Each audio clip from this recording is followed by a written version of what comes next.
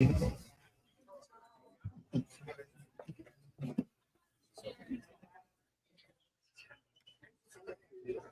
like the stream was deleted on Facebook. Try creating a new stream.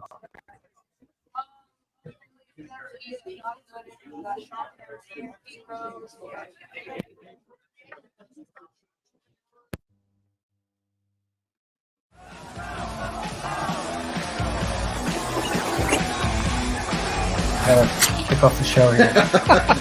We're agreeing.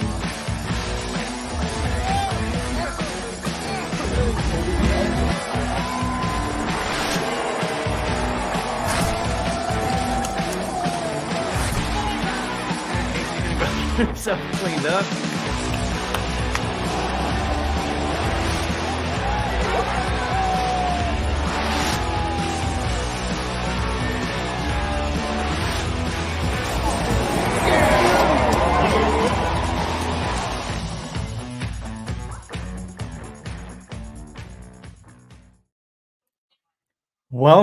Welcome to the Mafia cast. It is a victory Friday for our Buffalo Bills. I'm not, but my boys here are on location. Guys, what's going on? What's going on, man? I think Casey's having a little technical trouble. We're getting a little taste of some live production here today. So we're coming live from Batavia Downs Gaming and Hotel. It's their Legends and Stars Sports Expo. They do it twice a year. We're here with our buddy John again from Game On Sports. So he's helping us out. We're here live. There's all sorts of memorabilia vendors here, player signings throughout the night. It's a 2-day event. Tonight and tomorrow starts at 9:30 in the morning. So got a couple few Bills players here tonight doing signings. Tyler Bass is up at 7:30, and as well as Micah Hyde, and then going right now, I believe soon. Would be I gotta scroll through and look at it. It'd be Bernard and Dane Jackson. Bernard and Jackson are up first. So, they're signing right now. And, I guess if you're not far from Batavia, you watch the show, come on out and say hi. This is a pretty cool event. So we're glad to be here. And I don't know, we're having a little trouble, but it's working better than it could have, I suppose. Mainly come down to see us and see the players, and then come by all this cool memorabilia here that John has available. I wish I wasn't a poor man, because my Bills man cave would be incredible. Yeah. With just the stuff that this guy has, let alone what the other 50 vendors have. Yeah. We also have some background noise going on from some announcements. Yeah. Mike, what is that exactly again? I couldn't catch it with my headset on. It sounded a little muffled. But I can assure you it wasn't a Bills player yet. But I want to throw out there, it's not limited to just that. Boxer Butterbean was just up a little while ago, and it's not just like football, basketball. There's like wrestling, all sorts of stuff here. So, it's a really cool event here. We're glad to be here, checking it out. That's awesome. Hey, listen, we are actually on live right after a Bills game. This is the first time in a while that we've been able to get the early show after a Bills victory. Let's just start off with that. I'll start with you, Casey. I got it. Stop pushing buttons, Mike. Anyways, we'll let the announcement go first. I hear you. Yeah. Okay. Sure, Casey, we'll start with you on as far as the game recap. What were your initial takeaways from this game as it progressed through? I mean, I texted you guys sometime in the first half. I don't remember exactly when. And it was when Baker escaped that sack. And I was like, this is fun. Like, this is just a fun game to watch. It was a lot of just a good football game, but it was nice to see them come out and do exactly what we were all hoping they would do. Come out fast, come out quick, hit the short, quick passes, get more people involved than just Diggs, and play at an up-tempo offense that we've seen in the fourth quarter the last 3 weeks. We're able to do and do well. So it was nice to see everything happen like that, everything come to fruition. Yeah, I like Spin's What- comment here. It was a good first half. I mentioned that. Which- I've been saying to people, we kind of, I feel like we quit a little early, Yeah. you know. Well, So that I was a don't know little, necessarily. made you a little But nervous. I know that there's some people out there that are saying that the Bills took their foot off the gas, but there was a few instances. I don't think that was the case, but I think there was some. There's just some of the drives stalled out. I'm optimistic for where the offense is heading currently. Like they did a lot of really good things. Love the fact that Khalil Shakir was involved. 6 targets, 6 receptions. Kincaid has had 15 targets the last 2 weeks now, 13 catches, 100, I think 40 yards, and now his first career touchdown. So that was really great to see. I put out on Twitter earlier some of my thoughts on the game as far as afterwards, of course. And I want to get you guys' take first of all, though. What did y'all think about the up tempo, kind of the no huddle, maybe the return of the quote unquote K gun?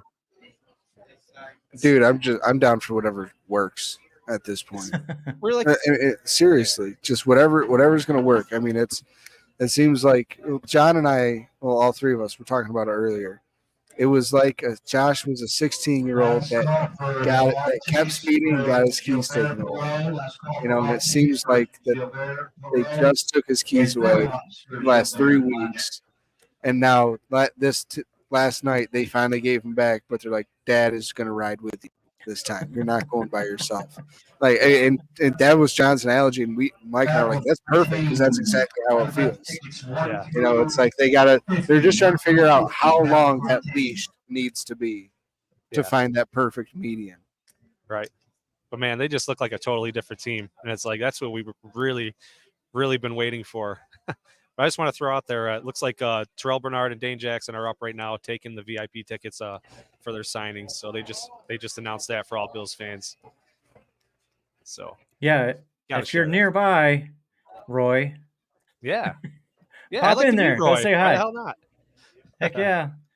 Maybe Yeah. we'll even bring him on. You can stand behind you guys and chit chat with us for a minute. Yeah, That's cool. That's cool. there we go. Yeah, I mean, they came out that first drive, no huddle. I love the up close shots of Josh Allen standing behind center and just surveying the defense, barking out commands.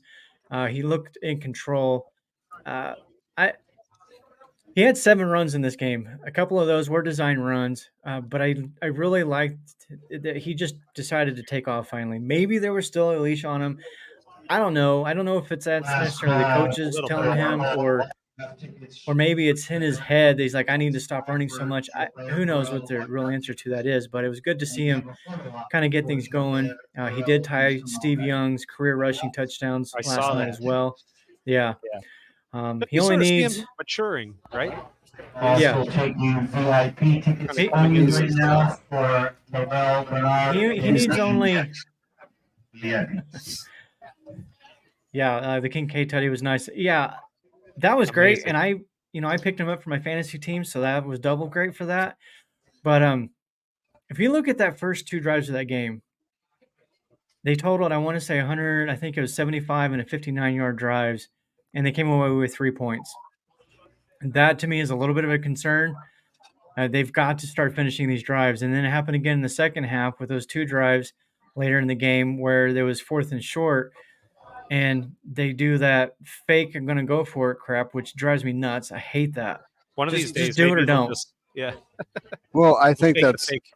like Mike says, they like to set up and they're keeping stuff up their sleeve. It kind of seems like it was one of those, like they are playing the long game with that. And one of these times they are going to go, because they're going to Josh and Diggs, or, it's going to be like Matthew Stafford and Calvin Johnson. They're just, it's just one of those things. Give the look, and Diggs it's going to know, just go. And eventually it'll happen. But I agree with you. It's still pretty annoying to watch multiple times on 4th and 1 at like the 45. Yeah. And the offense was moving too. So the offensive line was playing great. The running game was going. I don't like just do it. Trust your defense. If you don't make it, trust your defense that they'll get the stop. But man, you look at the numbers in this game as far as what could have been. They could have been up 35-10 or 28-10 by halftime. And then they came out in the opening drive and got a touchdown. They could have been up 35-10, like nothing. And so they've got to start finishing the drives, and that's kind of a little bit of a concern for me there. But the positives, man, Kincaid, Shakir, if they can keep spreading the ball around to those two guys, get them involved, they can go a long, long ways. The only other thing I would say add into there is maybe get Cook a little bit more involved in the pass game too. Well, we've seen Latavius Murray playing more and more recently. Mike's jersey. It just seems like, they're really trusting the veteran to start out early on in the year. Early on in the game, excuse me. And so it's weird to see like Latavius get to like technically be the starter with James Cook kind of spelling him, but it doesn't really seem like that. It's like Latavius gets to play quarters 1 and 4, and Cook's been getting like quarters 2 and 3. Yeah, and I think last night's game, I want to say Murray only had like 5 carries. I think he didn't, and it was like 7 yards. Cook had a nice game. I don't remember the number of carries that he had, but he had, I believe, over 5 yards per carry average for him. You're gonna love this. Casey just got handed something. What do you got? I can't tell the name, but that's a Josh Allen. A Josh Allen and a Dawson Knox signed cleat. Yeah, nice. Very cool. That John just handed to me, and I'm going to put in my bag. There you go. This is the kind of stuff you guys can get down there. If you're listening, go check them out. They've got some good stuff. I've seen a Wall of Fame signed helmet. It's insane. Yeah. I mean, you're going to spend a mortgage on it, a monthly mortgage on it, but it's cool. Everything here is just it just makes your jaw drop just seeing it all. Casey's like a kid in a candy store right now. Yeah, a broke one. One who didn't get his allowance. Roy says Shakir will hopefully pan out to be our slot receiver who can flex out wide if needed. Yeah, look, I've said this a few times since we've started this show, this whole podcast over a year ago now. I live in the Boise area. I watched Khalil Shakir grow up here at Boise State. I've seen every single one of his games. Mm-hmm. I know the kid can play. So we've been, and Casey and Mike, same thing, even though they obviously don't live here. All three of us have been like tooting that horn and like, come on, we got to get Shakir going. So there's a lot of people that you'll see on social media claiming that they called it, but I'm going to say that the three of us called it before anybody because we knew day one that this is going to happen.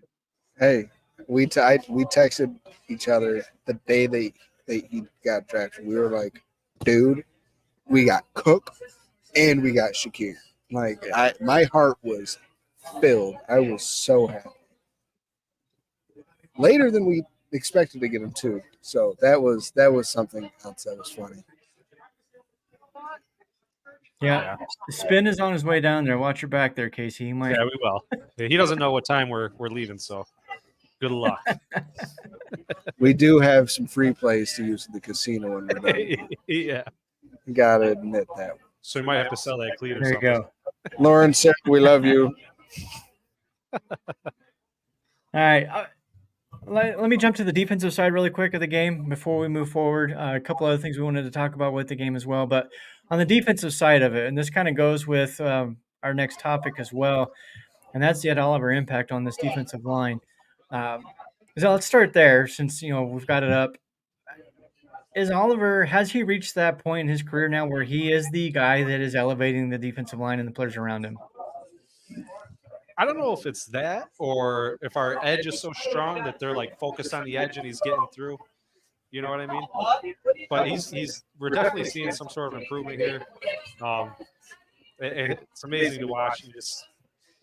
I don't know. We questioned him last year, and then all of a sudden here he is. Okay, Justin, you're going to go ahead and take 1 through 10 for Terrell Bernard. He definitely is making an impact. Well, I think 1 through with the 10 other for players on our line, Jackson, 1 it through really 10 does for complement him well. Terrell Bernard. It's just been working out. Yeah, you can't double team everybody. That's the whole thing. And so, like we've all said, it takes different players, like different like time spans to adjust to the NFL and get up to game speed to truly be the best player they're going to be. Just took Ed Oliver 5 years. You know, like I mean I understand like that sucks, like that's rough, but like at least it's sort of happening now. At least it's happening sooner than later. I mean, do we want to keep trying to do this like with Kyer Elam? I don't think so. I mean, that's why we saw Josh Norman get the opening tackle of the game last night. Yeah, we're going to talk That about was that cool too. to see him make that play. Yeah. I gotta admit, for as much as I've hated on him coming back, I was like, all right, that's kind of cool to see him get the opening one. Yeah. And it was a good hit. It was. Like He it played was well on good. special teams. He did. He had a couple of nice plays in there. But I mean, with someone like Leonard Floyd coming off the edge, and then mix that with Von Miller coming off the other edge, and Groot. I mean, they're more likely than not gonna double team either Von Miller or Leonard Floyd, you know, or at least chip him. So that leaves Ed, you know, 1-on-1. And we've all known, I mean, he's kind of undersized, but he's got the best athletic ability that you could ask for a defensive tackle. What about I texted this yesterday while during the game, and it was during that last drive that the Bucs scored the touchdown on, and I made the comment about the pass rush kind of disappeared. Then they came back, it seemed like, though, but the second there were moments though where they kind of disappeared. Is that a concern for you guys? I'll start with Mike and with you on this one. Is that something you're concerned about going forward, or should we not be worried? You're saying I had the announcement going, so I couldn't hear that well. What were you saying about what disappearing? You're talking about the edge, the pass rush, the pressure. Yeah. Yeah. I don't know if it's not like we wanted to see around the edge, but like we were just saying, you know, we're seeing Ed in the middle, but I think teams are, you know, more focusing on that now. But maybe we can use that leverage to our advantage with like the situation, you know, we're talking about here with Ed in the inside. So I would say I'm necessarily worried about it, but teams are going to start focusing on that, I think, because it is our strong point, and hopefully we could use that to our advantage somewhere else. Yeah, I agree. What do you think, Casey? I mean, with the linebacker situation like in flux right now, like I mean, I feel like Mike's kind of right. It's like they got to focus on taking away the defensive line. I mean, Daquan Jones was on his way to becoming a Pro Bowler, let alone maybe a second team, first team All Pro. You know, so that's hard to replace. So, and he, like I said, either last show or a few shows ago, he wasn't known as a pass rusher when we brought him over here. You know, that was like his one knock was he was a great run stuffer, but just could not get to the quarterback. And then here we are this year. I mean, he's, you know, basically top 5 defensive tackle in every category at getting to the quarterback. So, it's just hard to replace that. And I mean, with Milano going down, you know, it's harder and between Milano and Daquan Jones going down together. I mean, it's Darrell Dodson's going to be struggling, you know, getting past the offensive line to make tackles in the backfield, let alone at the line of scrimmage. Because Jordan Phillips and Tim Settle just don't eat up blocks as Daquan Jones is able to. Yeah. You know, I found it kind of interesting. The PFF grades came out today for the players in this game, and Poona Ford was actually the top defensive tackle as far as PFF grades go. He earned a score or grade, whatever, of 68.5. The highest one on the defensive side altogether was Poyer, of course, 89.4. Rousseau was the highest defensive lineman, 75.5. Are you surprised to see maybe Poona Ford up that high? Because I got to be honest, I didn't really hear his name called in at any point in the game. I heard him called like once, maybe twice, but nothing serious. You know, it was in the first half when I heard it. But what I did like is that we had like Rapp at safety, and we had Poyer playing linebacker next to Bernard. Now, I mean, I understand that's basically, I mean, that's a dime defense, but like that, it was working well. You know, it was fantastic. I mean, you know how physical Poyer is and likes to be and wants to be.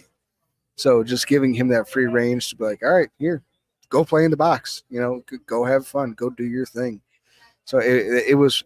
I think that's going to be something we're going to start seeing a little bit more often. Yeah. There was a comment here from Spin about Puna almost having safety, and he did. Oh, there were yeah. 10 quarterback hits on Baker Mayfield in this game, and that was kind of one of the things that I just published an article on Buffalo Lowdown. My takeaways from the game, and one of those was the defensive pressure. Yes, we had 3 sacks, but 10 quarterback hits, those need to turn into sacks. More of those, especially on that last drive. The penalties killed us. I mean, we stopped them twice. There was just some things from the defensive side that I really liked. Sometimes they just kind of let people flip around, get away from pressure. Didn't always make the play as far as we threw the ball, but just avoiding those sacks. Were you surprised by how well he was able to get out of some of those sacks? Baker? Yeah. Oh, yeah. I mean, especially that one that, like, right when we were talking, and I was like, this is fun to watch. And when he, like, got around and spun and just got it away, like, you don't expect a quarterback to get out of that. I mean, it's like the Eli Manning in the Super Bowl, you know, like that kind of stuff. A lot of quarterbacks, you just kind of expect them to just go down because they don't want to get hit. They're afraid of what's coming next. So it definitely surprised me, but it's fun. It's fun. It's fun to see that kind of football. It was a very entertaining game. Yeah. It was. Yeah, that one where he threw. I'm pretty sure it was an incomplete pass, if I remember correctly. But they had the sack, and I'm like, "There's no way he got that off. His knee was down." And they show the replay. I was like, "Are you kidding me? How does he About that high. float above the ground like he did?" He did a good job as far as that part of it goes. But I do want to see more speed to get that in the sack. At the end of the day, they still got 3. And Spin, I have not looked at the offensive line as far as who gave up the sacks. And if Torrance gave up a sack, that is saddening. That is sad. That would be his first sack at the college or pro level. Eventually. Has to happen eventually. No, it doesn't. Career sack ever. Is there a lineman that never allowed a sack? No, not a chance. I don't think so. Yeah, I don't think so. No way. So just to answer, who was it? I think it was Spin. Yeah, Spin. I did not. That is not my cleat. No. As much as I wish it was my cleat. If one of you wants to tip us $350, it can be my cleat, but it's not my cleat. Yeah, John just wanted to show that off. Something new he's got here. I mean, if you're listening on YouTube, super chats are open. Yep. I actually do have a Josh Allen signed cleat on my shelf. I'm looking at it over there. It's about 2 feet away from me. That I got the first time I came to Buffalo a couple years ago. So sorry, Casey. I do have one of those. Right, but it doesn't have Dawson Knox on it as well. This is true. It does not have his autograph on it. John wanted us to give you some crap about not making the trip here today. Oh, that's right. Yeah. He was disappointed. Why aren't you here? I'm still paying off the last trip. Yeah. Yeah. I bet you are. Travel these days is not cheap. Hey, before we move forward, because I do want to talk a little bit about some other things, but let's talk about the Kaiir Elam situation. There's a lot of disdain, if you will, towards Brandon Beane for making that selection. People tend to forget, I guess, where Milano was drafted. They already forgot where Dorian Williams was drafted, or Benford, or any number of these guys. They forget about the Josh Allen draft. They forget about the Trey White selection, Gregory Rousseau. All these guys were first-round picks. You're not going to hit on 100% of these picks, but does it bother you guys that he, for all intents and purposes, as of right now, looks like a bust? Like, is that Beane's fault? The draft in and of itself is a lottery. You don't know who's going to be good. That's why Tony Romo was a 6th-round picker, undrafted, whatever the hell he was. Tom Brady, pick number 199. Jamarcus Russell, number 1 pick overall. Look at the Cardinals. They took Josh Rosen at pick 9, and then the following next year they're like, nope, let's wash our hands of this. Let's call it what it is. It's a bust. It's not going to work out, and we'll take Kyler number 1 overall the next year. It's, to me, that's smart football, to just know when to cut the cord. You know what I'm saying? There's no, just don't eat. I understand there's value on every asset, but you can't overvalue an asset for too long. And I don't think Bean's necessarily overvaluing, but I think he's just waiting for something decent to come in. And what I told you guys yesterday was, I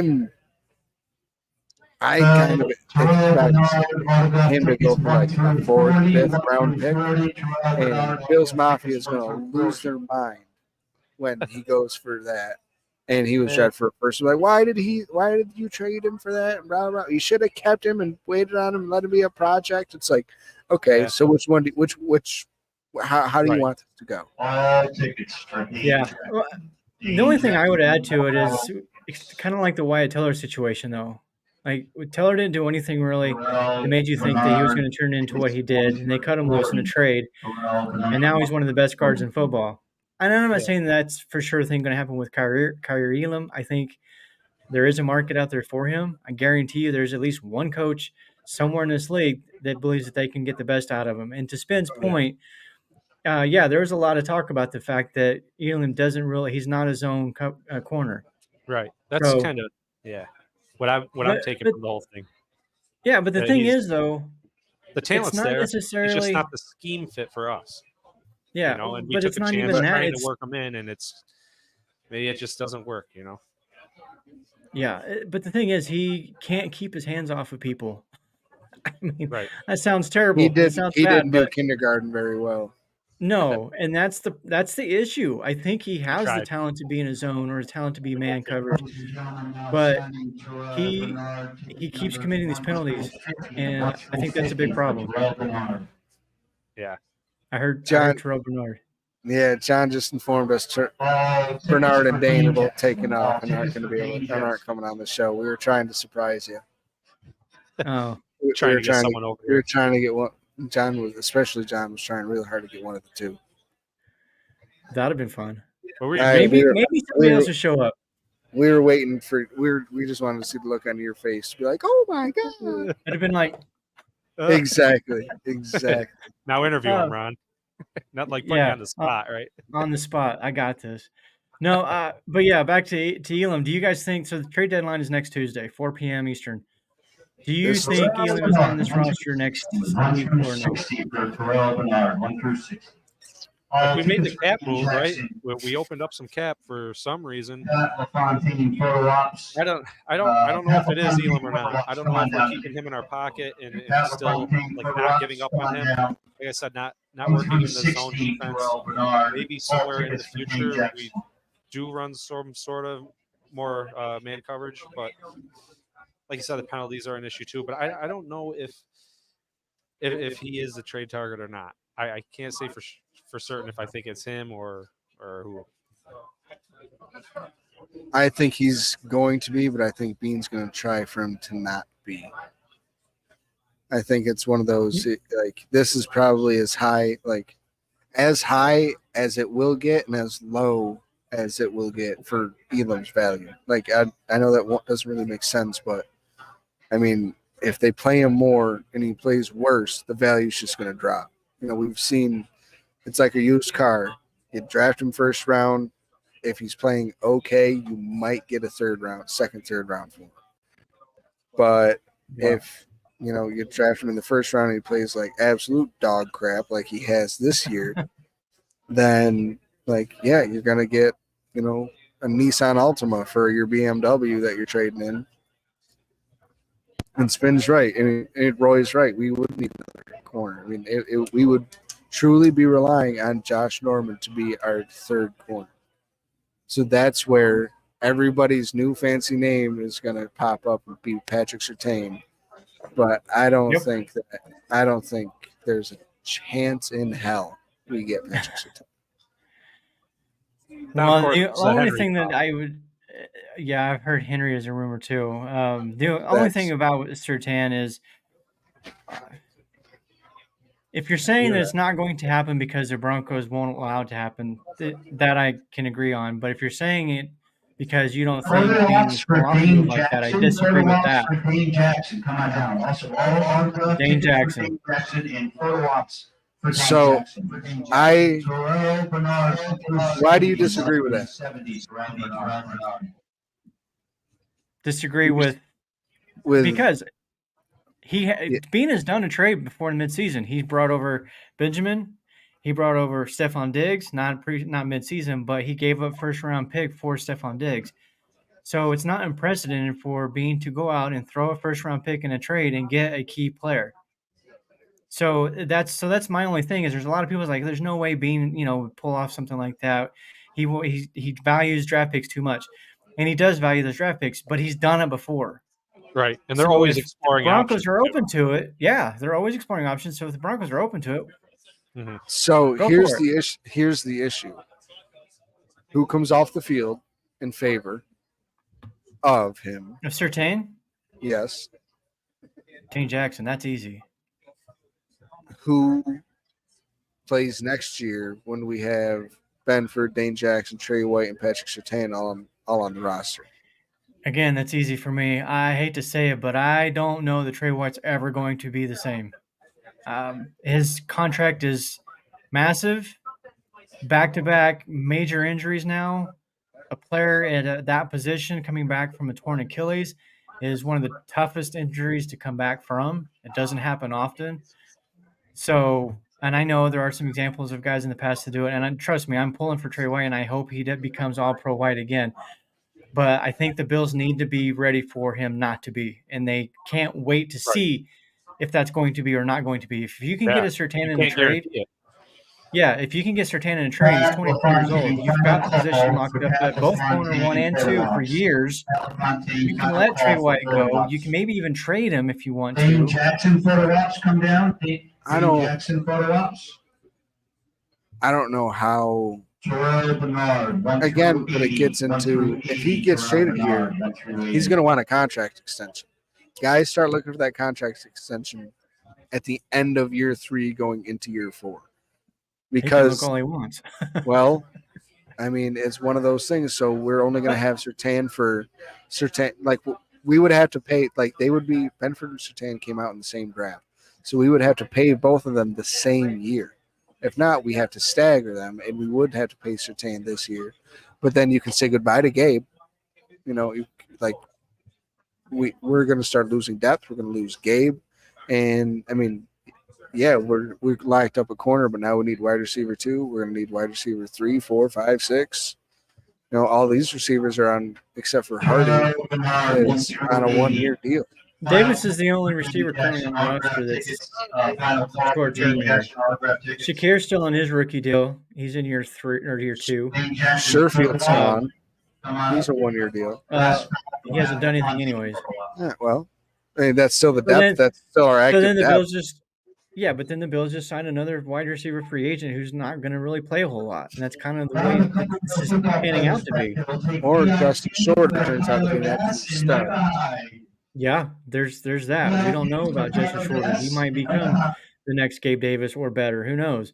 I just think that the Bills need to plan ahead because I do have my concerns that Trey White is not going to ever be the same again. And with this contract, and if it's going to free up a ton of money if they don't re-sign him or if they trade him. I don't know what the cap hit looks like or anything. I haven't looked at it. But I think he's got, 2 more years counting this year on it? And I think we can get out of it after this year.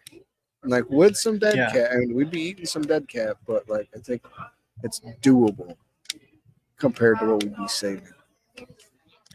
And I'll spin this over to Mike since you haven't had a chance to say anything for a minute. Don't do it.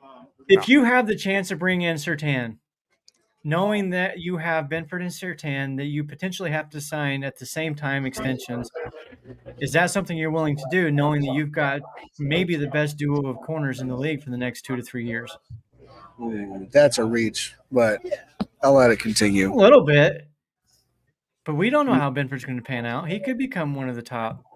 You're saying You're saying getting rid of White and doing that?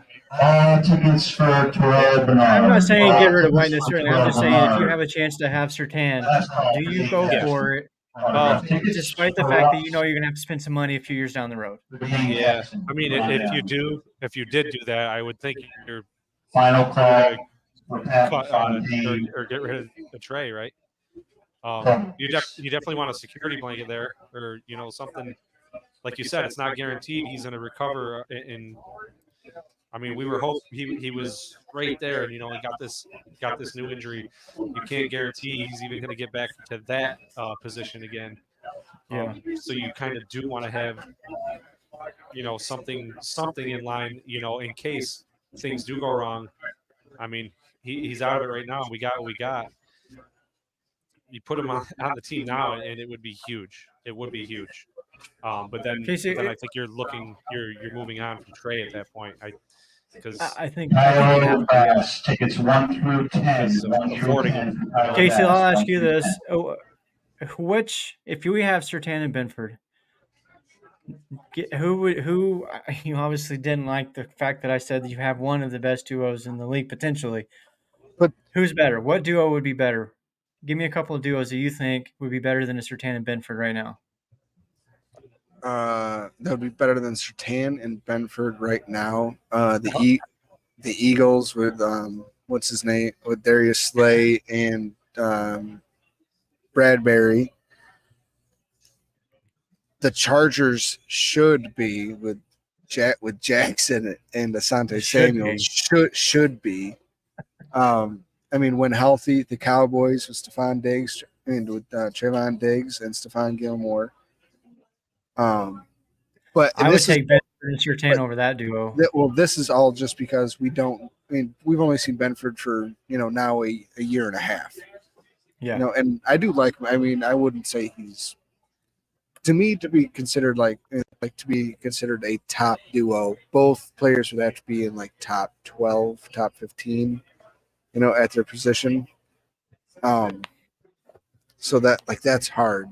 That's how I would build the You're talking hierarchy. like our safety situation, like Poyer and Hyde, but they would be corners. Yeah. Yeah. And I'm fine with that. I can get on board with that. I do think Benford will continue to improve. I do too. I haven't Yeah. seen enough yet in order to make that claim. Yeah. I mean, he played really, really well last night. In fact, with the PFF grades, he was one of the top guys.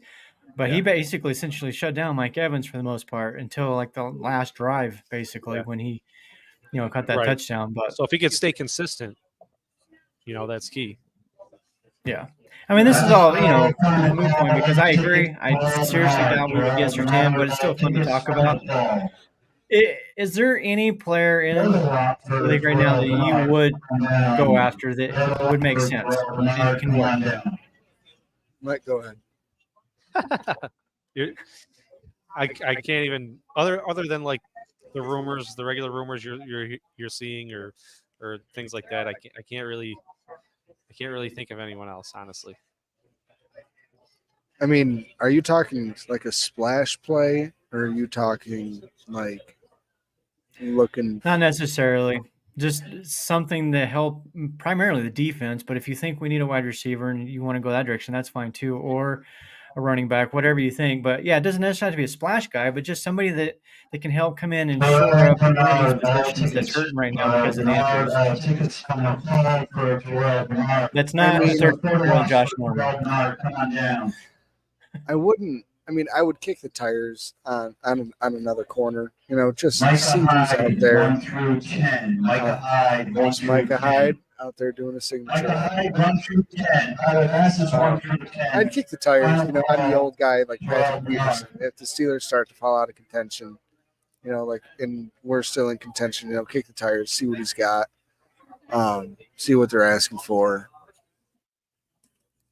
I mean, right at this very moment, that wouldn't even a splash play would just be going for just another big name. Wide receiver. I mean, I was thinking linebacker, but with Poyer dropping down in the box playing linebacker, with Rapp playing higher up at safety, I mean, personally that solves your linebacker issue. And now I understand it's not Madden, but Worked pretty good last I was night. gonna say, Yeah, like if maybe he has lost a step, he's just a little bit slower, but playing him in the box takes away that step that he's lacking. Then perfect. He's still got those great ball skills that he showed last night. Almost had 2 interceptions playing in the box. So yeah, maybe It was so close. maybe that's the move at linebacker. So I was pumped for that, seeing him there in the box. maybe Aaron Maben can come out of retirement. There you go. That's a good one. Yeah. I'll throw out a name. I mentioned this in a previous article I did with 5 potential trades, and Derek Brown from the Carolina Panthers. They're 0 whatever. They're not going anywhere. So far, it looks like they swung and missed on their quarterback. Time will tell. But it would help to get him weapons. Brown's, I'll give him that much. When Adam Thielen's your best wide receiver, you need some more help. They It's got like DJ Moore. Had DJ That's Moore. it. Final call for Who did they? We're now taking They have DJ Chark. Ooh, yeah, he's not doing anything. And they have But anyways, give the him point some is time. they That's need all. him. Yeah, I agree. But Derek Brown, defensive tackle. To be honest, I don't know if he's a one tech or more of an Ed Oliver. I really don't know that. But I do know he's like 6'4", 320, 330 pounds. He's a big man and can fill in that role. And that would allow Poona Ford, Tim Settle, these guys to kind of go back into a depth position. Brown's contract is manageable. I don't remember the exact numbers. I have to go back and look at it again. But it is something that I think the Bills could do. And I don't necessarily know they would take a first-round pick. Because, Derek Brown's good, but I don't know if he's first-round good. And it's also kind of first rounders are saved for, a wide receiver, corner, defensive end, quarterback. Right. You don't really, Christian McCaffrey didn't even go for a second round for a first round pick. So I'll be tight if we trade a first round pick for defensive tackle when we could have had Christian McCaffrey. As much as I love James Cook, I'll still be pissed. Yeah, McCaffrey would have been legit on this team. A 2 and a 6 for McCaffrey or a 1 for Derek Brown. Bro, give me a break. Yeah. Let's move forward really quick. So we're going to be wrapping this up here shortly, but let's move forward to a little bit of the Cincinnati games. We're going to do a show before then. Speaking of the show, after this week, we will be going back to Thursday nights, 7:00 Eastern, 5 Mountain Time, which is my time for the people who listen over here. For the weirdos. So that's next Thursday that we'll be going live, and then of course we'll dive more into the Bengals game. But your initial thoughts on that Cincinnati game? This is, to me, huge. We've almost have to win this game. Well, it's kind of the same for them. They're in the same boat we are, So this game is going to be very telling to see who's going to be where in January. That's all I got to say. I could see us going 6-6 going into the bye, and then somehow making a run. I don't. That's where my head's at lately. The Bengals game, it's a team I feel like we shouldn't really struggle with, but we're going to. So 6-6 going into the bye. That means we're going to go 1-3 over the next 4. I don't know, man. They've been scaring me lately, but it doesn't mean I'm not saying that's we're that terrible or anything. I'm just saying that it is. We could have some bad luck in some tight, rough games, and I'm not ruling it out, but I'm still confident we can make it far. Yeah.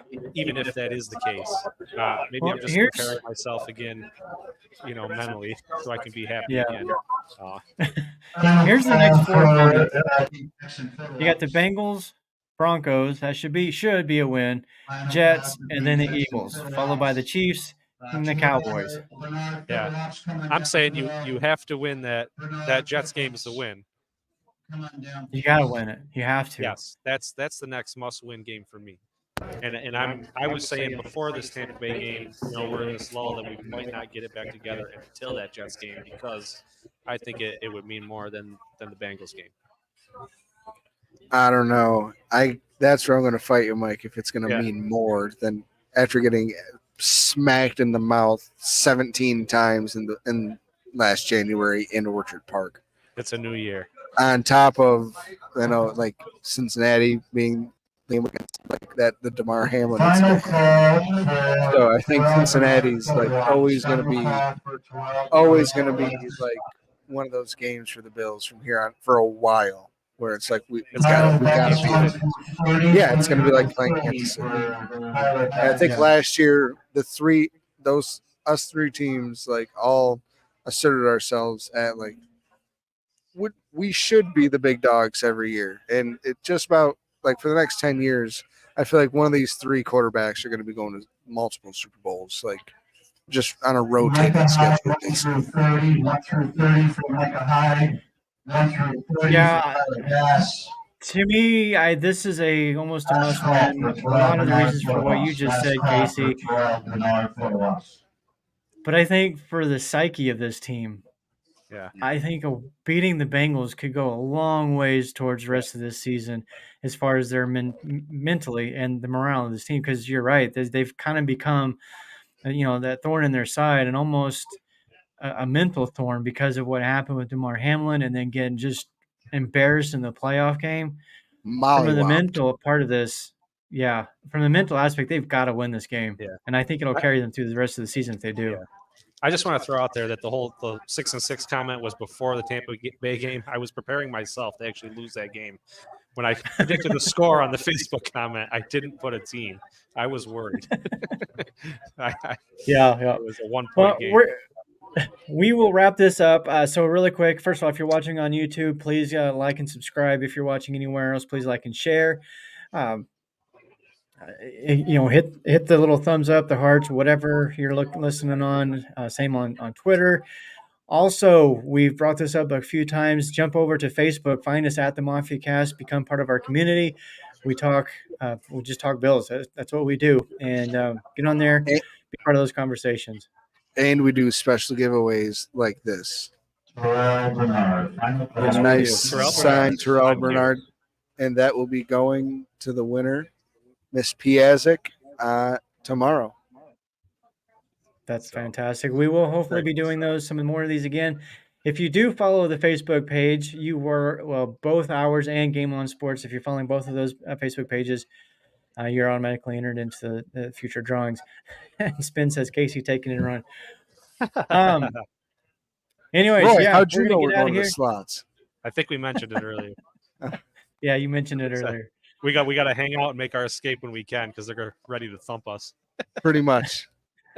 All right, we're going to bounce and get out of here. We will see you all next Thursday night, 7 o'clock Eastern time. Go Bills. Go Bills.